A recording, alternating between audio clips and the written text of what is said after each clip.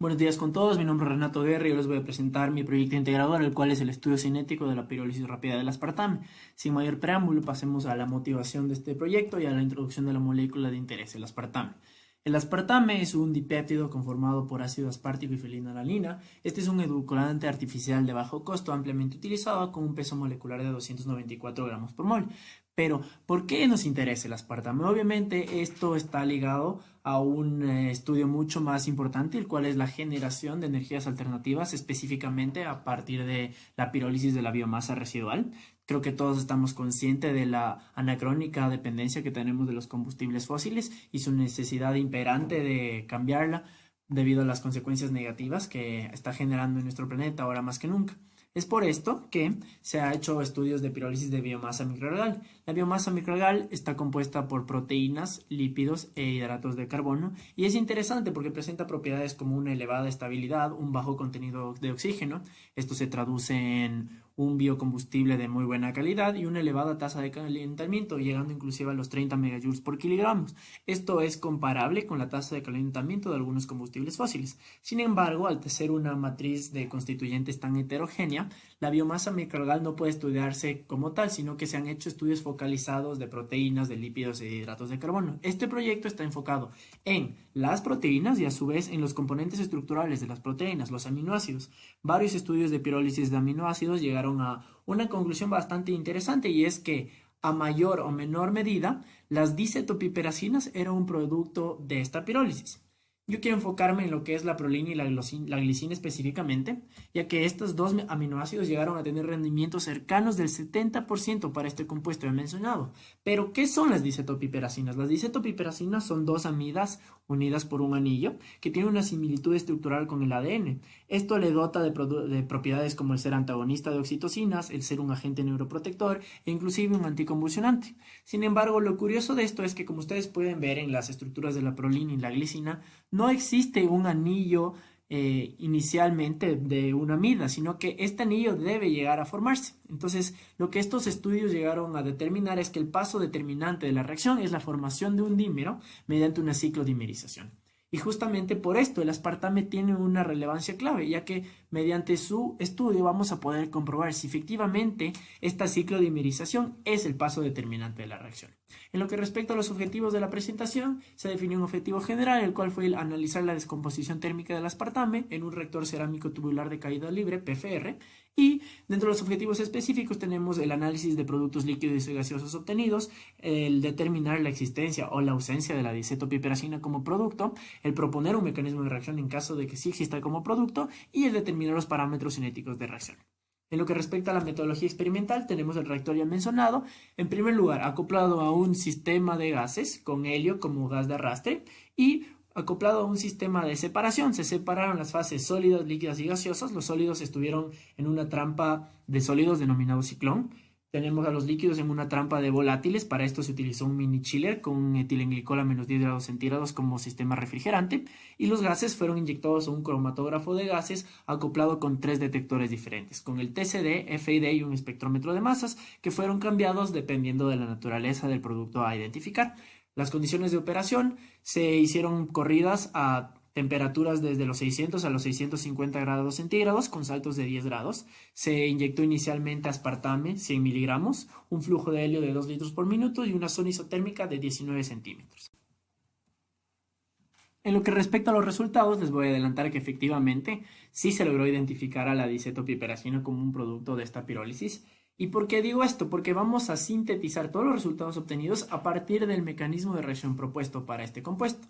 Entonces, en primer lugar, les muestro al aspartame como molécula inicial, como materia prima, que es lo que se hizo con la misma. Se la caracterizó, se hicieron análisis por triplicado de humedad, nitrógeno y materia inorgánica, y vale la pena recalcar dos resultados de esto. En primer lugar, el porcentaje de 9,33% para nitrógeno. Esto nos permitió develar que la pureza de la materia prima era del 98% y el 0,09% obtenido para materia inorgánica. Nuevamente esto nos permite ratificar este resultado, ya que nos está diciendo que la molécula es netamente orgánica y no presenta casi ninguna impureza. Entonces, una vez hecha esta caracterización, se propuso el primer paso, el cual es un ataque por parte de los electrones libres del grupo amino del ácido aspartico al oxígeno asociado al ácido carboxílico de la fenilalanina, seguido de la liberación de metanol debido a un arreglo intramolecular.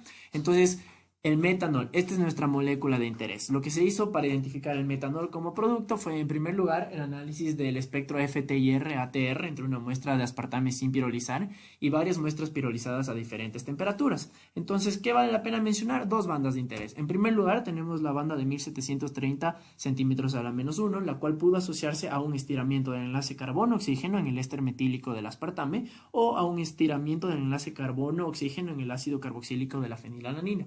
Sea cual sea el grupo funcional que corresponde con esta banda, lo que es importante mencionar es que si comparamos el espectro sin pirolizar y todos los espectros pirolizados, se puede ver una disminución súper significativa de este pico.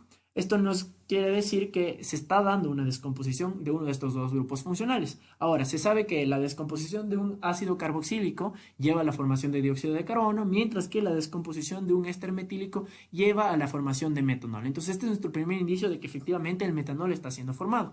Por su parte, la segunda banda de interés va a ser la de 1350 centímetros a la menos 1, y esta banda correspondió a un grupo asilo. Nuevamente podemos ver que esta banda disminuye notoriamente en las muestras pirolizadas, y esto se asocia a su vez con la descomposición del grupo funcional éster. Nuevamente, un grupo funcional éster al descomponerse va a llevar la formación de metanol. Sin embargo, no quiso dejarse ahí las conclusiones, sino que se quiso corroborar con certeza que efectivamente el metanol estaba siendo formado, para lo cual se hizo un sistema de cromatografía de gases acoplado con FID, se inyectó un estándar de metanol y se comparó su espectro con los espectros de gaseosos de muestras a diferentes temperaturas. Y lo que se pudo llegar a concluir es que efectivamente el metanol estaba presente a un tiempo de retención de 10,02 minutos.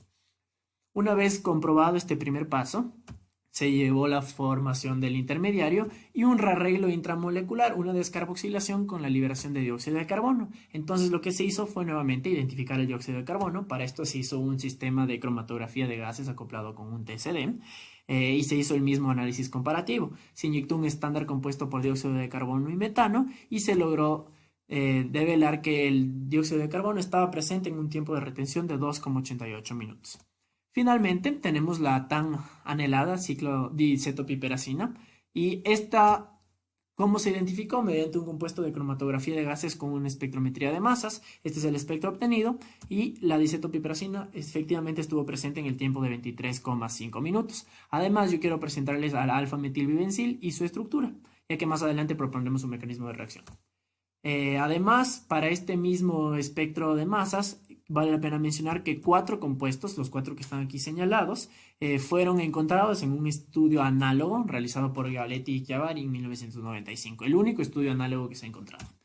Además de esto, les quiero presentar la formación del alfa-metilvivencil. Para esto, se concluyó que debió llevarse a cabo mediante la reacción entre dos moléculas de aspartame, una de ellas llevando un rearreglo intramolecular de un grupo metilo, una escisión en los enlaces presentados y finalmente la reacción entre las dos moléculas y la formación del alfa-metilvivencil. Por su parte, para la cinética de reacción se hicieron uso de conceptos como la conversión. La conversión va a estar definida como la masa inicial menos la masa sin reaccionar sobre la masa inicial.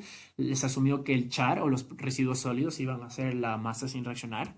Se hizo uso además de la reacción irreversible de primer orden de un reactor de flujo pistón y su ecuación de diseño, mostrada en la ecuación 2, y finalmente la ecuación linealizada de Arrhenius para los parámetros cinéticos de reacción. Entonces, ¿cuáles fueron los resultados? Se obtuvo una energía de activación de 73,35 kJ por mol y un factor preexponencial de 59.874,14 segundo a la menos 1. Además, es importante mencionar que el R cuadrado de la linealización fue de 0,9705, una linealidad bastante aceptable, y además se lograron identificar posibles limitaciones por transferencia de masas para masas inyectadas de 120 miligramos. En lo que respecta a las conclusiones, podemos aseverar que se caracterizó el aspartame gradual alimenticio, se identificaron los principales cambios estructurales ocurridos en el aspartame al pirolizarse mediante la técnica FTIR-ATR, se identificaron los productos pirolíticos mayoritarios, así como también se identificó a la diacetopiperacina como uno de estos productos.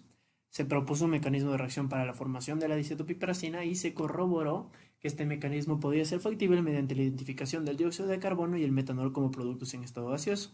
Finalmente se determinaron los parámetros cinéticos de la reacción. Por su parte, el trabajo a futuro tenemos tres principales. El primero, el realizar cálculos computacionales para comprobar los parámetros cinéticos obtenidos, el determinar los mecanismos de formación del resto de productos pirolíticos y calcular los números adimensionales como el de Schmidt y el de Sherwood para determinar con certeza si las limitaciones por transferencia de masa existen.